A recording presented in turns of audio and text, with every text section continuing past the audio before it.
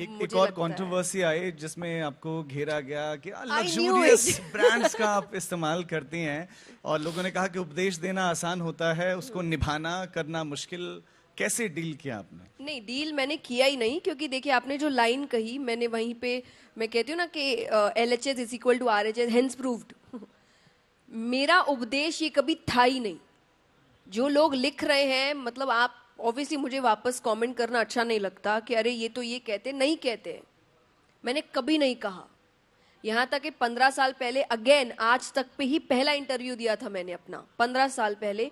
उस इंटरव्यू में भी मैंने यही कहा है, क्योंकि मेरे घर के अंदर वो इंटरव्यू हुआ था। और मैंने कहा है मैं संत साधु साध्वी नहीं हूँ, ना मैं अपनी कथाओं में ये बात कहती हूँ।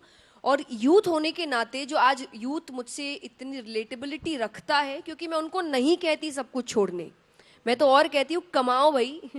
पैसे नहीं छोड़ने हैं, कमाना है। क्योंकि अगर आपने सांसारिक जीवन चूज किया है, पैसा इज वेरी इंपॉर्टेंट।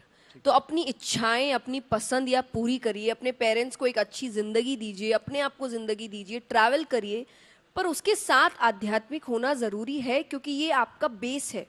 अगर नींव कमजोर होती है तो इमारत गिर जाती है, और नींव अध्यात्म है। मेरी नींव अध्यात्म है। चाहे मैं कुछ भी करूं, मैं जानती हूं मेरी नींव कमजोर नहीं है।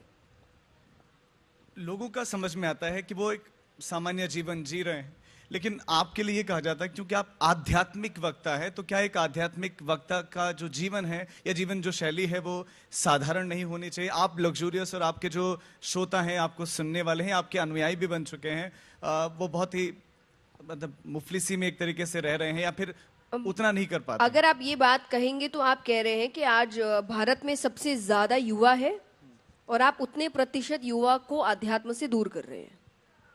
इसीलिए तो भक्ति का मतलब अध्यात्म मतलब 50-60 साल हो गया था ना। लेकिन क्या इस भक्ति में माया नहीं है? बिल्कुल। आप मुझे एक सिंपल सी बात बताइए, मैं एक एग्जाम्पल देती हूँ जिसका मुझे आज तक वापसी आंसर नहीं मिला। जीवन का, इस संसार का, पूरे ब्रह्मांड का सबसे बड़ा आध्यात्मिक ज्ञान भगवत गीता है, जो दिया एक ऐसे व्यक्ति को गया जो आगे जाके राजा बनेगा।